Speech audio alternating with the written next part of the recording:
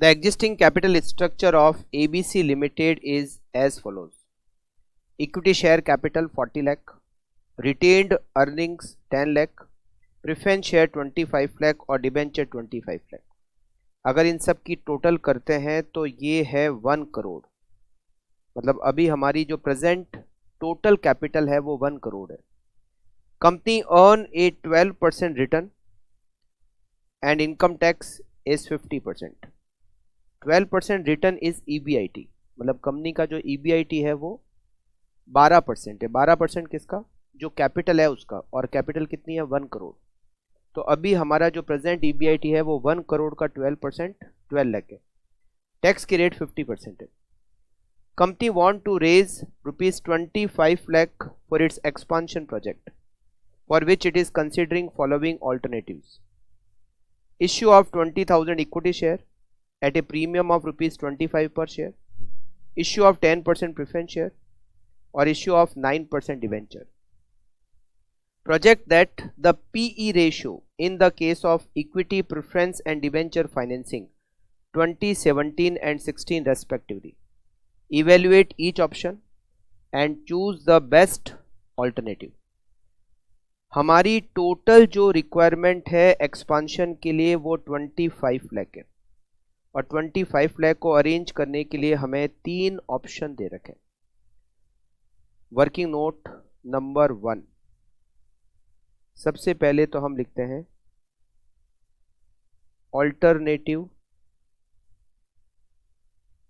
Financing plans.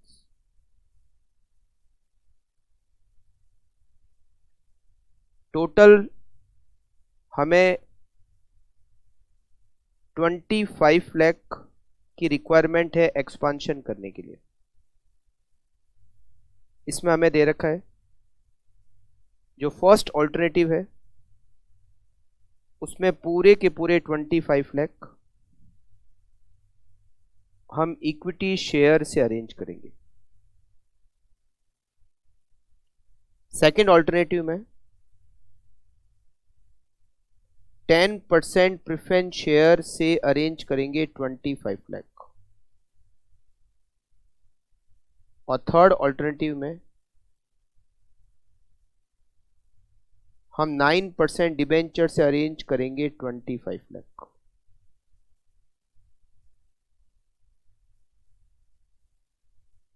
Total fund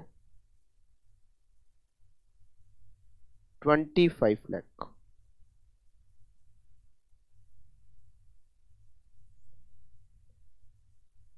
एक share की issue price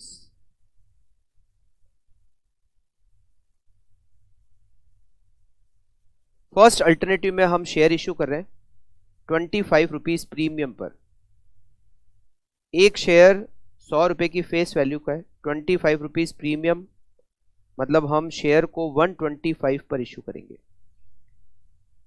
second alternative में हम इक्विटी शेयर इश्यू नहीं कर रहे हैं, थर्ड ऑल्टरनेटिव में भी नहीं कर रहे हैं। इससे हमें मिलेंगे additional number of equity share. First में 25 lakh divided by 125, 20,000 share issue करेंगे एडिशनल। सेकंड में नील, थर्ड में nil. Existing number of share, अभी हमारे पास already 40 lakh divided by 100, 40,000 share है। एग्जिस्टिंग नंबर ऑफ शेयर सारे ऑल्टरनेटिव में लिखना है। Total number of equity share, अगर हम फर्स्ट ऑल्टरनेटिव को एक्सेप्ट करते हैं तो 40,000 पहले से शेयर थे और 20,000 हमने और नए शेयर इशू किए, तो टोटल नंबर ऑफ शेयर्स हो जाएंगे 60,000। सेकंड में 40 ही रहेंगे, थर्ड में भी 40 ही रहेंगे। Now we calculate earning per share, जिसका फॉर्मूला होता है EBIT minus interest 1 minus T minus preference dividend divided by number of equity share. सबसे पहले ऑल्टरनेटिव 1। अच्छा, हमारा ईबीआईटी की रेट दे रखी है 12%। अभी हमारी कैपिटल कितनी है? 1 करोड़।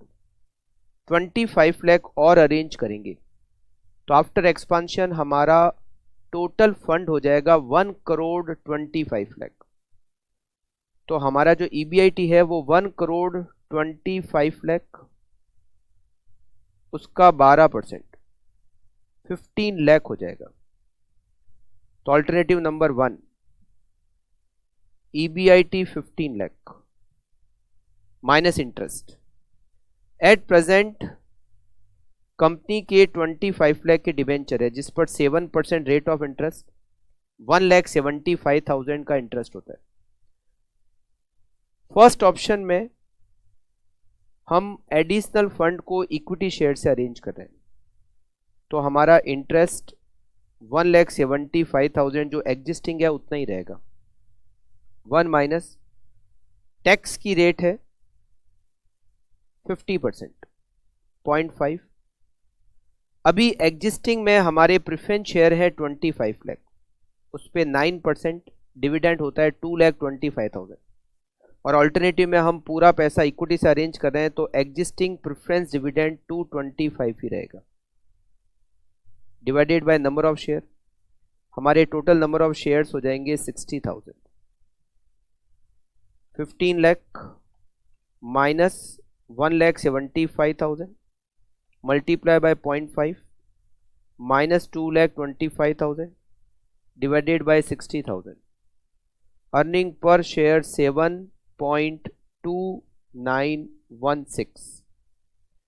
अगर मैं ऑल्टरनेटिव सेकंड को एक्सेप्ट करता हूं, ईबीआईटी 15 लाख माइनस इंटरेस्ट। पहले से मेरा इंटरेस्ट है 1,75,000, ये पहले से। और सेकंड प्लान में मैं डिबेंचर इशू नहीं कर रहा हूं, प्रेफरेंस शेयर से इशू कर रहा हूं, तो जितना मेरा इंटरेस्ट पहले से था उतना ही रहेगा 175। 1 माइनस 0.5। प्रेफरेंस शेयर का डिविडेंड पहले से है 2,25,000 और सेकंड प्लान में मैं 25 लाख के प्रेफरेंस शेयर और इशू कर रहा हूं जिस पे 10% डिविडेंड होता है 2,50,000। तो 2,25,000 पहले से प्रेफरेंस डिविडेंड और 2,50,000 नए प्रेफरेंस शेयर का डिविडेंड। टोटल प्रेफरेंस डिविडेंड 4,75,000 और नंबर ऑफ शेयर्स हो जाएंगे 40,000। 15 lakh minus 1,75,000 multiply by 0.5 minus 4,75,000 divided by 40,000। Earning per share 4.6875। अगर मैं ऑल्टरनेटिव थर्ड को एक्सेप्ट करता हूं, 15 लाख ईबीआईटी, यहां पर मेरा इंटरेस्ट कितना होगा? पहले से इंटरेस्ट है 1,75,000 और मैं थर्ड ऑल्टरनेटिव में डिबेंचर इश्यू कर रहा हूं 25 लाख 9% रेट ऑफ इंटरेस्ट पे। 25 लाख के 9% 2,25,000। पहले से जो डिबेंचर है उसका इंटरेस्ट 2,25,000 और पहले से जो डिबेंचर है उसका इंटरेस्ट हो गया 1,75,000 और नए डिबेंचर का इंटरेस्ट हो गया 2,25,000। 175 प्लस 2,25,000 टोटल इंटरेस्ट 4 लाख। मतलब पहले से कितना है और नया कितना है? 1 माइनस 0.5।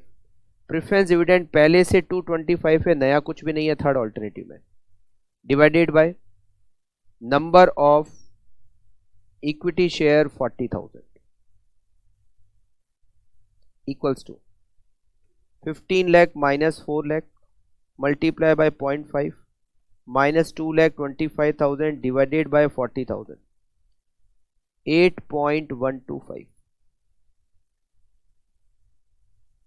हमें क्वेश्चन में एक डिटेल और दे रखी है पीई रेशियो, मतलब प्राइस अर्निंग रेशियो। ये कह रहा है कि अगर हम इक्विटी से फाइनेंस करते हैं तो प्राइस अर्निंग रेशियो 20, प्रेफरेंस से फाइनेंस करते हैं तो प्राइस अर्निंग रेशियो 17 और अगर हम डिबेंचर से फाइनेंसिंग करते हैं तो हमारा price earning ratio 16। Price earning ratio देने से हमें यहाँ पर एक और कैलकुलेशन करनी है और वो है मार्केट प्राइस पर शेयर। मार्केट प्राइस पर शेयर हम कैसे कैलकुलेट करते हैं?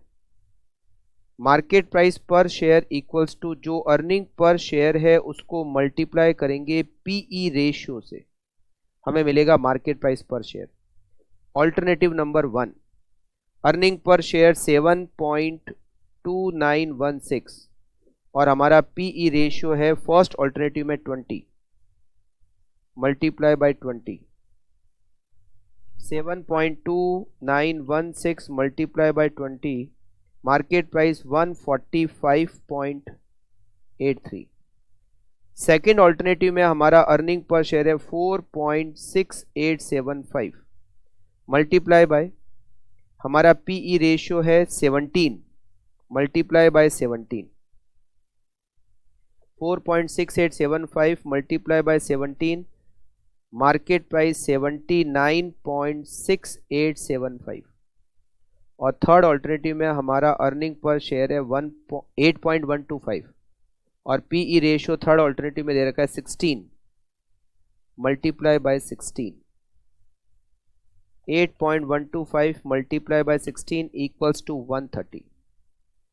हमें कौन सा प्लान एक्सेप्ट करना है? तो अगर मैं अर्निंग पर शेयर के बेसिस पर डिसीजन लेता हूं, सिलेक्शन ऑफ प्लान, तो ईपीएस बेसिस पर अगर मैं डिसीजन लेता हूं तो ईपीएस सबसे ज्यादा थर्ड ऑल्टरनेटिव का है, तो मुझे alternative third should be accepted, alternative third should be accepted. और अगर मैं मार्केट प्राइस पर शेयर के बेसिस पे डिसीजन लेता हूं तो सबसे ज्यादा मार्केट प्राइस पर शेयर है फर्स्ट ऑल्टरनेटिव में, alternative first should be accepted.